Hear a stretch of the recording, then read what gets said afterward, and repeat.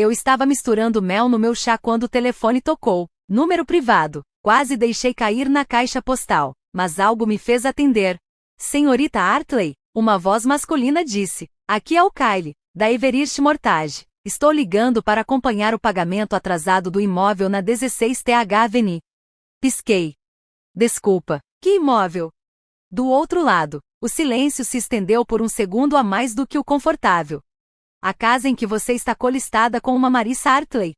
Meu coração disparou. Marissa, minha irmã.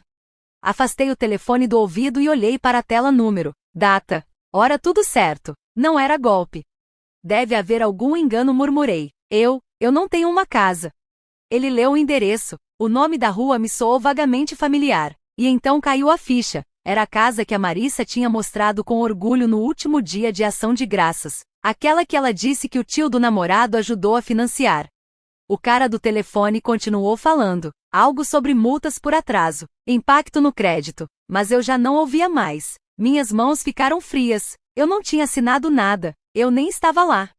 Quando a ligação terminou, sentei na sala de estar, olhando para o vazio, tentando lembrar de cada jantar em família, cada comentário jogado no ar. Será que em algum momento eu tinha concordado com algo? Não, nunca.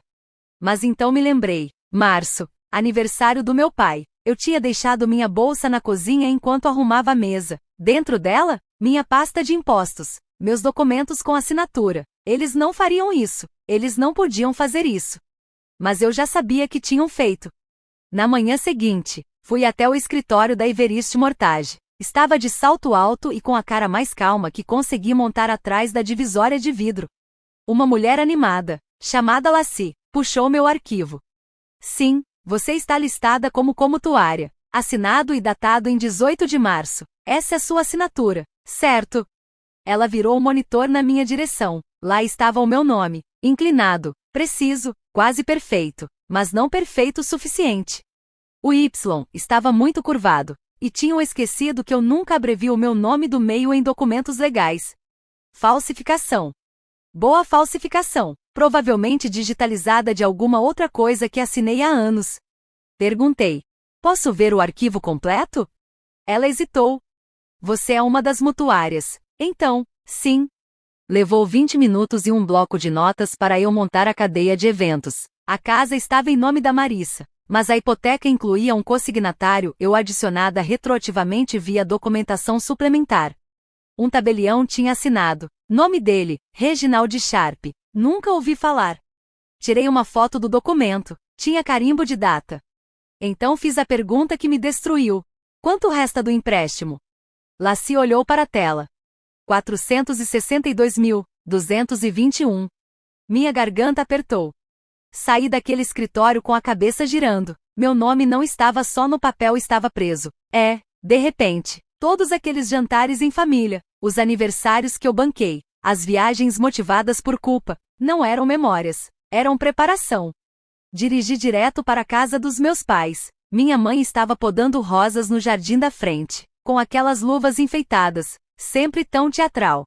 Evelyn, disse, surpresa, você devia ter ligado. Não sorri. Podemos conversar? Ela me levou para a cozinha, serviu chá doce como se fosse um reencontro normal. Eu não me sentei. Eu sei sobre a hipoteca, falei. Firme, eu não assinei nada, mas meu nome está no empréstimo. Ela piscou, e riu de verdade. Ah, querida, é só papelada. Você sempre foi boa com finanças. Teria feito isso de qualquer jeito. Meu coração batia como um tambor. Você falsificou minha assinatura. Ela não negou, apenas inclinou a cabeça. Você deixou seus papéis expostos aquele dia. Pensei, qual o problema? Ela sempre ajuda a família. Foi aí que meu pai entrou na cozinha, arrastando os pés, coçando o pescoço. Sua irmã precisava de um empurrãozinho. Só isso. Você ganha mais que ela. Virei para ele. Isso é ilegal. Ele desviou o olhar. Marissa desceu as escadas naquele momento. Calça de yoga, maquiagem perfeita. Parou na metade, tomando um gole do seu leite de aveia. Achei que você tinha dito que estava tudo bem, disse, dando de ombros com toda a prática do mundo. Não me diga que vai voltar atrás na sua palavra. Olhei diretamente para ela. Eu nunca te dei minha palavra. Marissa sorriu como quem assiste a uma sitcom. Então por que você é tão fácil de usar? O escritório dele ficava entre uma lavanderia e um salão de beleza. Nada chamativo. Só uma plaquinha de bronze. Henry Calavai, advogado imobiliário. Ele parecia o tio aposentado de alguém. Mangas dobradas, óculos grossos, gravata que não via moda desde os anos 80. Sente-se, senhora, Artley disse, me convidando para entrar. Você disse que seu nome foi colocado numa hipoteca sem seu consentimento? Assenti e deslizei os documentos pela mesa. Henry os leu com calma, murmurando baixinho, como quem resolve palavras cruzadas. Depois de uma longa pausa, ele disse: Você não é a primeira, mas talvez seja a mais inteligente por entrar antes que a casa afunde. Fiquei em silêncio. Ele se recostou na cadeira. Me diga, senhorita Artley, o que você quer? Quer que eles sejam presos? Ou quer controle? Olhei para o teto, pensando no sorriso presunçoso da Marissa, no dar de ombros da minha mãe, no silêncio do meu pai. Controle, respondi. Ele sorriu, não de forma calorosa, mas com intenção. Então você vai precisar de paciência e documentação. Nós não gritamos, nós nos posicionamos. Você não está aqui por vingança, está aqui para recuperar o terreno que eles construíram nas suas costas. Foi a primeira vez que alguém disse aquilo que eu mesma não conseguia verbalizar. Eles não me arrastaram por engano para a confusão deles. Eles contaram com o fato de que eu seria leal demais para revidar. Henry empurrou um bloco de notas na minha direção. Vamos começar. O plano não era barulhento, não envolvia gritos ou ultimatos na varanda da frente. Começou com papelada, a mesma arma que eles usaram contra mim. Henry deu entrada em um pedido de remoção da escritura de cessão de direitos, para eliminar minha responsabilidade, mas só depois que fizemos um rastreamento completo do título. Foi aí que encontramos algo curioso: o empréstimo não havia sido vendido, o banco ainda o detinha, e a paciência deles estava acabando, o que os tornava negociáveis. Guiada por Henry em cada passo, abri um fundo de investimento privado Granitial LLC e fiz uma oferta ao banco. Compraríamos a hipoteca com desconto, em dinheiro, discretamente, sem barulho, sem manchetes, sem nomes, apenas um fechamento limpo em 2 semanas. O credor aceitou. De repente, a dívida era minha. Mas a casa ainda não estava no meu nome. A Granitial LLC era só mais uma empresa adquirindo propriedades com problemas. Para minha família, nada parecia ter mudado. Mas, na prática, a armadilha já estava montada. Marissa havia perdido 2 pagamentos, e não fazia ideia de que o empréstimo tinha sido reassinado, nem que sua nova credora, era eu. Henry revisou o documento final e apontou para a linha da assinatura. Quer usar um nome diferente? Balancei a cabeça. Não, que eles vejam, quando for importante. Dessa vez, eu não estava limpando a bagunça, estava preparando as consequências. Não liguei, não avisei ninguém, apenas esperei. Marissa perdeu um 3º pagamento, o período de carência acabou, e então, discretamente, foi emitido um aviso de inadimplência pela Granitial LLC com a minha assinatura. Naquela mesma semana, minha mãe me mandou uma foto de uma tábua de frios num brunch com vinho e escreveu: Queria que você estivesse aqui. Fiquei olhando para aquilo por 1 minuto inteiro. A mulher que falsificou meu nome agora estava fingindo que éramos melhores amigas. Respondi com um emoji sorridente, e arquivei o tópico para o caso de precisar mais tarde. Começou numa tarde de quinta-feira, uma mensagem de voz da Marissa, sem nenhum oi, só: Ei, tem algo errado com a empresa do empréstimo? Acho que foi vendido ou algo assim. Você pode checar aí do seu lado? Não respondi. Depois veio o e-mail do meu pai, formal, desajeitado, como se estivesse escrevendo para um gerente. Evelyn, se souber de alguma coisa sobre mudanças recentes na empresa de hipoteca, por favor, nos avise. Estamos preocupados com o impacto no nosso refinanciamento. Encaminhei para Henry e fui preparar um chá. Quando o aviso de regularize ou desocupe chegou à porta deles, minha mãe finalmente ligou, voz fina, trêmula, ensaiada. Só precisamos de um tempo, disse. Deixei o silêncio se prolongar antes de responder. Você precisa de tempo, antes ou depois de assinar meu nome? Ela tentou chorar, eu não vacilei. Isso não é pessoal, Evelyn, você ainda é família. Não respondi, com gentileza, agora, eu sou a credora. Naquele fim de semana, Recebi um e-mail em grupo da corretora da Marissa. Ela estava tentando listar a casa minha garantia sem saber que a escritura tinha condições anexadas. A venda caiu em menos de 48 horas. E então veio o golpe final. Lohane me convidou para um jantar de família. Disse que era para esclarecer as coisas. Respondi: claro, levo a sobremesa. Mas o que eu realmente estava levando era a propriedade, e um tabelião esperando do lado de fora, dentro de um carro estacionado. Pronto para as assinaturas que realmente importavam. A sala de jantar cheirava a frango com alecrim. Em um ato de desespero, Lohane tinha posto a mesa com a porcelana boa. As taças de vinho estavam polidas. As velas tremeluziam como se fosse dia de ação de graças, mas a energia da casa estava desligada. Meu pai mal me olhou. O sorriso da Marissa estava tenso demais. Os olhos indo e vindo entre mim e o telefone. A única coisa mais alta que o som dos garfos raspando os pratos era o silêncio entre as frases. Esperei até que os pratos fossem retirados da mesa. Então, tirei da bolsa um envelope fino de papel pardo e o coloquei com cuidado entre os saleiros e os pimenteiros. O que é isso? Perguntou Lohane, com uma casualidade forçada demais. Documentos atualizados, respondi. Da casa. Marissa não tocou no envelope. Seus dedos se fecharam com força ao redor da taça de vinho, como se fosse um bote salva-vidas. Meu pai abriu o envelope e leu a primeira página. Seus lábios se moviam em silêncio enquanto lia. A voz de Lohane caiu uma oitava. O que é isso, Evelyn? Documentos de compra, falei. Eu possuo a dívida, o que significa que eu possuo o empréstimo. E isso significa que vocês têm 30 dias para desocupar, ou quitar tudo. Marissa soltou uma risada alta, nervosa, trêmula. Você não faria isso. Você não pode fazer isso. Olhei direto nos olhos dela. Eu já fiz. Ela empurrou a cadeira para trás com violência. Isso é uma traição. Não pisquei. Não foi isso que você assinou, ela gritou. Foi exatamente isso, respondi calmamente. Eu só assinei melhor.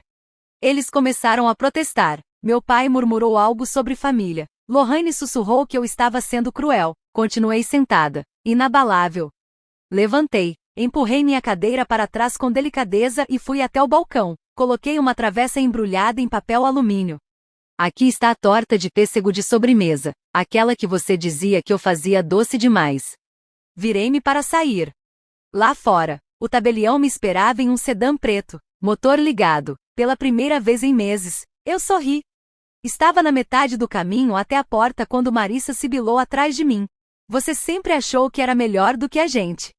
Virei-me lentamente. Não, eu só achava que estava ajudando vocês. E estava. Lohane cruzou os braços, as pérolas apertadas contra o pescoço. Somos seus pais. Fizemos o que tínhamos que fazer. Comigo, disse. Não por mim. Voltei até o aparador. Peguei a pasta que eles nem sequer haviam tocado. Deixa eu simplificar. Vocês têm 3 opções. Quitar a hipoteca integralmente com a minha LLC. Desocupar a casa em 30 dias. Contestar judicialmente, o que, aviso desde já, não vai funcionar. Eu tenho os registros do tabelião, as sobreposições de assinatura falsa, as gravações das ligações. Meu pai tentou dizer algo, mas levantei a mão. Isso não é um debate, é uma transação. Marissa se lançou em direção à pasta, como se pudesse desfazer os papéis com as próprias mãos. Você não pode fazer isso comigo. Eu tenho uma carreira. Pessoas me seguem. Então diga a verdade, falei. Conta pra elas como você roubou o nome da sua irmã para bancar seu estilo de vida curado à mão. Silêncio, daquele tipo que quase zune. Peguei um novo documento na bolsa e o coloquei sobre a mesa. Opção 4, disse. Assine esta transferência voluntária e eu permito que você alugue a suíte de hóspedes pelo preço de mercado, sem verificação de crédito, sem fiador. Marissa olhou para o papel como se ele pudesse mordê-la. As mãos de Lohane tremiam. Foi meu pai quem finalmente perguntou. Por que você está fazendo isso? Encontrei o olhar dele. Porque vocês todos contaram com o fato de que eu não faria. Confiaram no meu silêncio, no meu senso de dever, no fato de que eu preferia proteger o nome da família a me proteger. Inclinei-me para frente, com firmeza. Vocês usaram meu nome como se fosse descartável. Agora, é o único nome na escritura. O tabelião bateu a porta uma vez. Fui até lá. Abri. Assenti. E ele entrou, maleta na mão. Lohane parecia enjoada. Marissa saiu correndo pelo corredor, murmurando palavrões. Meu pai apenas se sentou devagar, como se a gravidade estivesse mais forte. O tabelião abriu os documentos. Quem assina primeiro? Ele perguntou. Olhei em volta. Ninguém se moveu. Guardei os papéis de volta no envelope e entreguei a ele. Eles vão te ligar quando estiverem prontos, eu disse, mas eles não vão, ainda não. E então saí, meus saltos ecoando no assoalho de madeira como um martelo. Na manhã seguinte, enviei um único e-mail. Assunto: arquivamento final, Granite ao LLC. Anexos: cópias digitais do pedido de execução hipotecária, comprovante de transferência de propriedade, áudios e declarações autenticadas. 24 horas depois, Henry me encaminhou uma mensagem do cartório do condado, confirmando que a propriedade com garantia foi transferida integralmente para o meu nome, sem brechas, sem apelações, sem mais fingimentos. Mais tarde naquela semana, recebi uma ligação de um jornalista local. Senhorita Hartley, estamos fazendo uma matéria sobre fraudes em registros imobiliários. Seu caso está sendo citado em um seminário de treinamento. Recusei a entrevista. Isso não era uma batalha pública. Foi um ataque cirúrgico. Justiça do tipo que não precisa de aplausos. Marissa, enquanto isso, postou uma história vaga no Instagram sobre ter sido traída por alguém que nunca entendeu o que era legado. Não marcou ninguém, mas a mensagem era clara e irrelevante. Eu não respondi, não discuti, só guardei tudo, PDFs, memorandos de voz, gravações de tela, tudo numa pasta protegida por senha, chamada simplesmente de seguro. Quando Lohane tentou me culpar por e-mail, respondi com uma única frase. Você me ensinou a ficar em silêncio, eu só aprendi a tornar isso permanente. A verdade? Eu não os destruí, eu apenas os deixei se autodestruir, guiados por um rastro de papel que eles mesmos assinaram. 3 semanas depois, a casa estava vazia. Eles não contestaram o despejo, não responderam ao aviso final, apenas desapareceram. Marissa se mudou para um aluguel em 2 cidades. Lohane ficou em silêncio, papai nunca ligou, e eu não fui atrás de nenhum deles. Em vez disso, liguei para Henry com novas instruções, estávamos renomeando o fundo. A Granite ao LLC agora operaria sob um novo nome legal, Fundação Lena Hartley, em homenagem à minha avó, aquela que minha mãe apagou das fotos de família, aquela que me ensinou a equilibrar um talão de cheques e esconder dinheiro de emergência no sutiã, aquela de quem eles nunca falavam, porque ela se recusava a obedecer. Agora, cada centavo do aluguel daquela casa iria para um fundo de bolsas de estudo para mulheres de primeira geração na área de finanças. Evelyn Hartley, a confiável, a irmã sem graça, a mulher que eles achavam que nunca reagiria, tinha acabado de transformar a traição deles em um legado com benefício fiscal. Não vingança, não rancor. Realocação. Eles usaram minha assinatura como se ela não valesse nada. Eu transformei esse nada em patrimônio líquido e capital. E quando tranquei a porta da frente da casa pela última vez, não me senti vitoriosa. Me senti equilibrada, como um livro razão fechado, sem dívidas. Não organizei nenhuma celebração, não houve champanhe, nenhuma postagem dramática, nenhuma revelação. Apenas me mudei para uma casa menor, num bairro tranquilo, sem luxo, só minha. Plantei manjericão no parapeito da janela. Comecei a fazer caminhadas longas antes do jantar. Lia contratos por diversão. Dormi a noite toda. Um dia, enquanto organizava caixas antigas, encontrei um cartão de aniversário de 5 anos atrás. Sem assinatura, sem mensagem, apenas uma frase genérica da Hallmark sobre ter orgulho de quem você se tornou. Eu ri. Não porque fosse engraçado, mas porque era apropriado. Era assim que eles sempre funcionaram. Amor superficial, sabotagem silenciosa. Mas eu já não estava com raiva. Já tinha superado a versão de mim mesma que buscava a aprovação deles. A mulher forte não era a que gritava, nem chorava, nem implorava para ser ouvida. Ela lia as letras miúdas, ela conhecia os termos. E quando chegou a hora, ela assinou o próprio nome. E foi embora. Eu não tinha me tornado cruel, eu tinha me tornado precisa.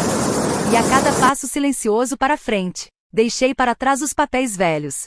A filha perfeita, a consertadora financeira, o amortecedor emocional.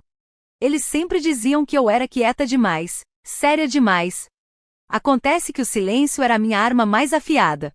Porque, quando finalmente falei, foi com ação. e não havia nenhum pedido de desculpas nisso. A grama estava alta. Eu fiquei parada na beira do quintal, aquele que antes chamavam de casa da Marissa. Agora, a escritura dizia o contrário. Segurava uma pequena roda de medição na mão, caminhando devagar pelo perímetro. Cada clique do contador marcava a distância. Mas, para mim, marcava outra coisa: limites. Do tipo que nunca me deram. Do tipo que eu mesma precisei desenhar. Na cerca dos fundos, parei. Olhei para o campo atrás da casa. Quieto. Aberto. Intocado. Um símbolo de tudo que eu havia recuperado. Não, eu não botei fogo na casa. Não joguei ninguém na rua. Eu dei opções. Estabeleci termos. Segui as regras. Mesmo quando eles nunca seguiram. Porque o poder não está no caos. Está no controle. Eles colocaram meu nome em algo sem me pedir. Então, eu também não pedi nada. E tirei tudo de volta. No fim, não era sobre dinheiro. Nem sobre a casa. Era sobre, finalmente, me escolher. Sem desculpas. Sem barulho. Sem precisar que eles entendessem. Me virei em direção à rua. Chaves na mão. A luz do sol cortando baixo sobre o gramado. Naquele silêncio, eu ouvi, não arrependimento. Não perdão. Apenas o som da paz. Eles construíram aquela casa com assinaturas roubadas. Eu a recuperei com silêncio. E tracei a linha da propriedade com o meu próprio nome.